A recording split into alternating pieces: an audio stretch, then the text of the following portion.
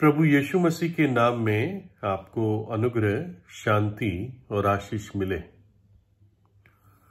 Bible में एक वचन है भजन 85:11 में, जो कहता है, पृथ्वी की भूमि में से सच्चाई फूट के निकलेगी और स्वर्ग से धार्मिकता देखेगी।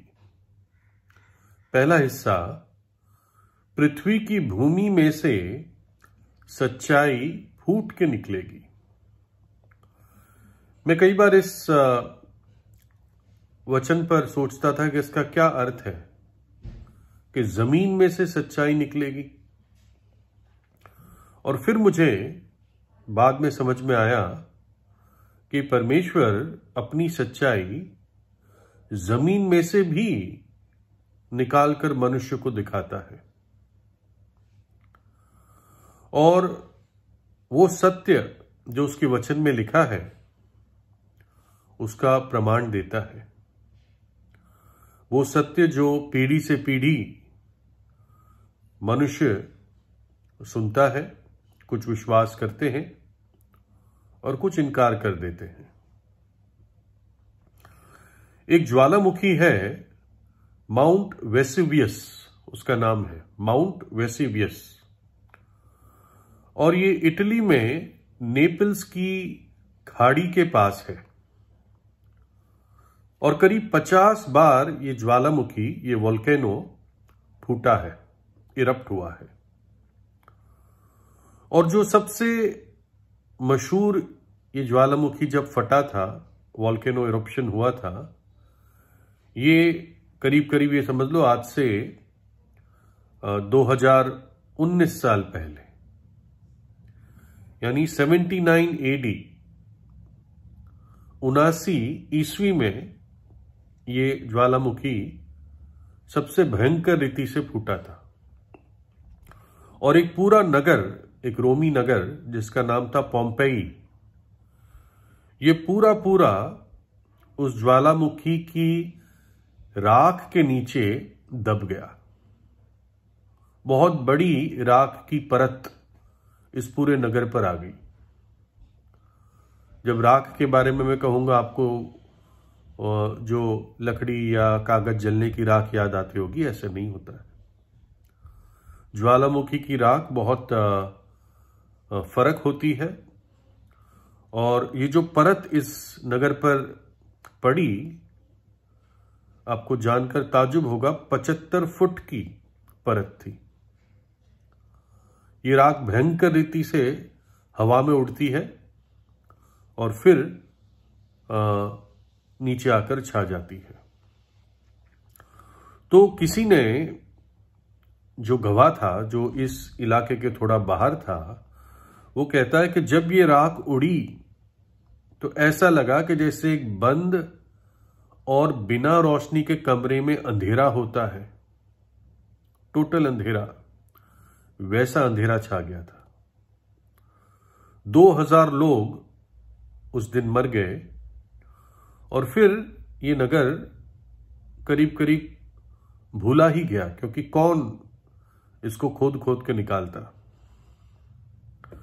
लेकिन आदमी जो है, मनुष्य जो है, वो चुप नहीं बैठता।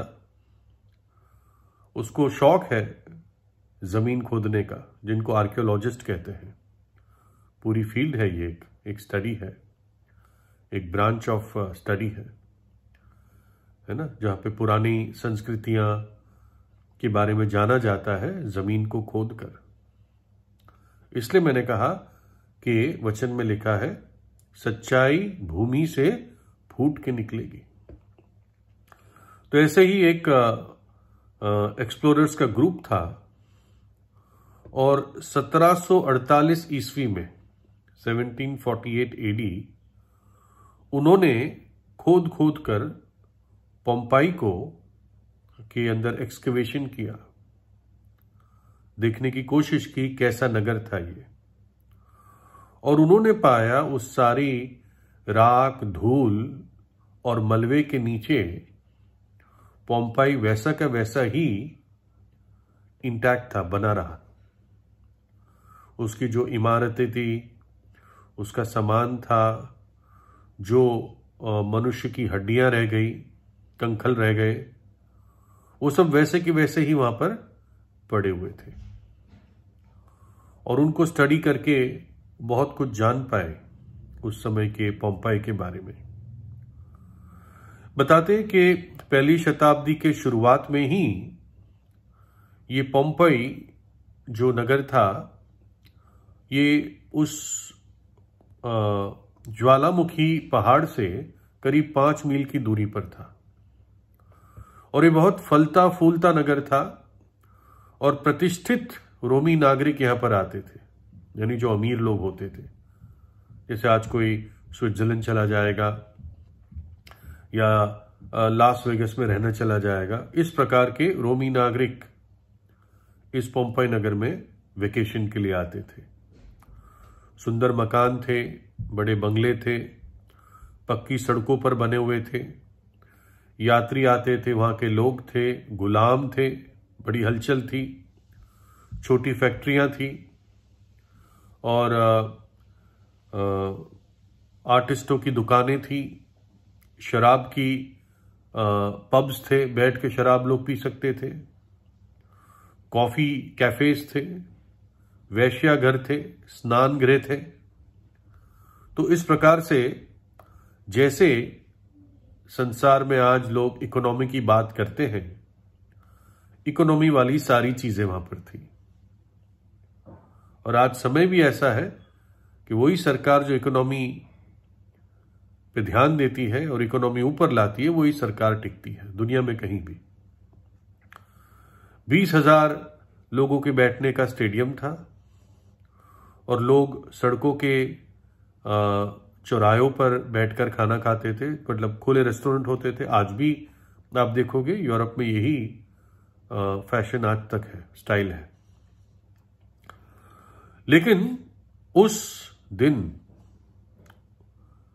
79 AD 79 ईस्वी में वो ज्वालामुखी फटा और तब 12,000 लोग नगर के अंदर थे, करीब उतने ही आसपास बाहर थे।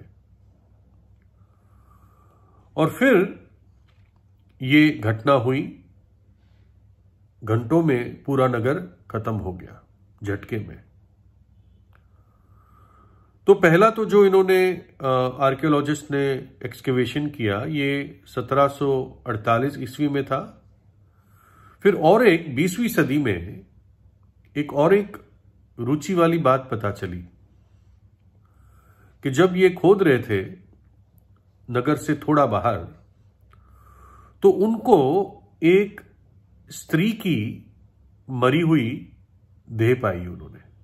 ऑफ कोर्स हड्डियां हो गई थी, लेकिन उसके शरीर की राख में जैसे वो पकड़ के ले जा रही थी, गहने पाए। वो गहने वैसे की वैसे ही थे, लेकिन उस स्त्री की शरीर के राख में छिपे हुए थे। इसमें कंगन थे, हार था, अंगूठियां थी और कान की बालियां थी, है ना, महंगे गहने थे। और 2007 और 2008 में ये गहने अमेरिका के 8 म्यूजियम में डिस्प्ले भी हुए। और पता चलता है कि कैसे जब ये ज्वालामुखी फटा होगा तो इस स्त्री ने सबसे पहले क्या उठाया, अपने गहने उठाए, जो शायद उसने सोचा कि सबसे महंगी चीज है और सब कुछ खत्म हो जाएगा तो यही मुझे बचा लेगा, फिर से हम शुरुआत कर देंगे। लेकिन वो बच नहीं पाई, है ना।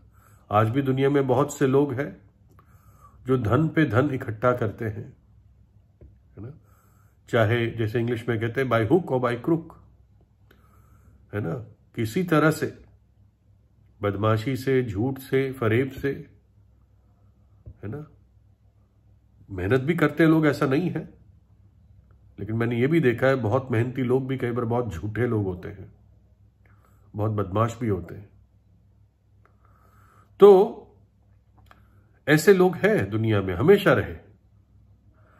लेकिन परमेश्वर इससे एक बहुत बड़ा धन इस दुनिया को ऑफर करता है, देता है, जिसके बारे में दुनिया चिंता नहीं करती, लोग चिंता नहीं करते, और वो धन है अनंत जीवन का धन, है ना। लोग उसके बारे में सुनते हैं, हंसते हैं और पीठ दिखा के चले जाते हैं। और क्या होगा उनका अंत, है ना। ये ज्वालामुखी तो एक घटना थी जिसमें एक नगर और थोड़ा आसपास का इलाका खत्म हो गया, जो भी माउंट वेसुवियस के आसपास था। लेकिन एक दिन आता है, बाइबल कहती है, जिसको प्रभु का दिन कहा गया है, जब प्रभु यीशु मसीह दोबारा लौट कर आएगा महिमा में। और वचन कहता है हर एक आंख उसको देखेगी और विलाप करेगी, छाती पीट पीट कर रोएंगे, क्योंकि फिर बचने का मौका चला जाएगा। यह भी लिखा है कि वो प्रभु के क्रोध का दिन होगा। उससे पहले वो अपने लोगों को संभाल लेगा, लेकिन संसार के ऊपर क्रोध का दिन प्रकट होगा। जपनिया की पुस्तक में लिखा है, यहोवा के रोष के, यहोवा परमेश्वर के, प्रभु के रोष के दिन में ना तो चांदी से उनका बचाव होगा और ना सोने से, क्योंकि उसके जलन की आग से सारी पृथ्वी भस्म हो जाएगी। वह पृथ्वी के सारे रहने वालों को घबराकर उनका अंत कर डालेगा। उस दिन चांदी या सोना नहीं बचा पाएगा। लिखा है, परंतु प्रभु का दिन चोर की नाई आ जाएगा। उस दिन आकाश बड़ी हड़हड़ाहट से के शब्द से जाता रहेगा और तत्व बहुत ही तप्त होकर पिघल जाएंगे और पृथ्वी और उस पर के काम जल जाएंगे।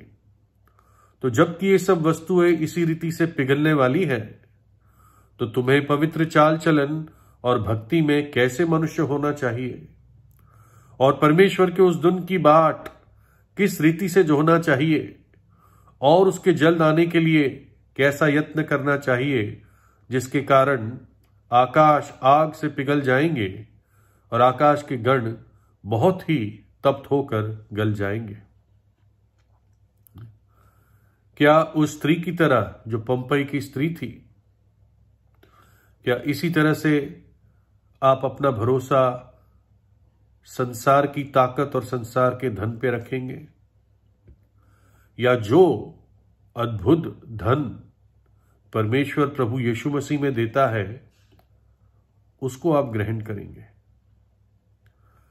लिखा है भजन संहिता में, जो अपनी संपत्ति पर भरोसा रखते और अपने धन की बहुतायत पर फूलते हैं, उनमें से कोई अपने भाई को किसी भांति छुड़ा नहीं सकता, और ना परमेश्वर को उसकी संति प्रायश्चित में कुछ दे सकता है, क्योंकि उनके प्राण की छुड़ौती भारी है, वह अंत तक कभी ना चुका सकेंगे। इसका अर्थ यह है कि एक आत्मा की कीमत इतनी भारी है कि सोने चांदी या किसी चीज को देकर उस आत्मा को छुड़ा नहीं सकते, जो नरक की ओर जा रही है पाप के कारण। एक भाई कितना भी धनी हो, अपने भाई को नहीं छुड़ा सकता, उसके प्राण को नहीं बचा सकता, क्योंकि पापों की मजदूरी मृत्यु है, भयानक नरक का दंड है। लेकिन परमेश्वर ने हमारे लिए वो धन प्रभु यीशु मसीह में दिया है, जो इस जगत में आया, कुंवारी के जरिए पैदा हुआ, कलवरी के क्रूस पर अपना प्राण देकर अपना पवित्र लहू बहा दिया, ताकि हमारी आत्मा छुड़ाई जा सके, हम छुड़ाए जा सके, हम उसकी संपत्ति बन जाए। यीशु मसीह का लहू हमें सब पापों से शुद्ध करता है। धन, सोना, चांदी, ताकत, नाम, शोहरत, पद, ये नहीं बचा पाएगा आपको, सिर्फ परमेश्वर का अनुग्रह बचा सकता है। प्रभु यीशु पर विश्वास कर, वचन में लिखा है, तू और तेरा घराना बच जाएगा, तू और तेरा घराना उद्धार पाएगा, है ना। सिर्फ ये धन है जो परमेश्वर देता है, जिसको लेकर आप इस दुनिया से जा सकते हो और उसकी उपस्थिति में प्रवेश करोगे और कोई धन ना आपको बचाएगा ना आप उसको अपने साथ ले जा सकते हैं। तो आज ही सच्चे हृदय से पश्चाताप करें और प्रभु यीशु पर भरोसा करें, जिसने आपसे प्रेम किया, आपके खातिर अपनी जान क्रूस पर दी ताकि आपके पाप क्षमा हो सके और तीसरे दिन मृत्युक में से जी उठा, क्योंकि वो मुझसे और आपसे प्रेम करता है। क्यों प्रेम करता है? क्योंकि मेरा और आपका सृष्टि करता है। प्रभु यीशु आपको आशीष दे।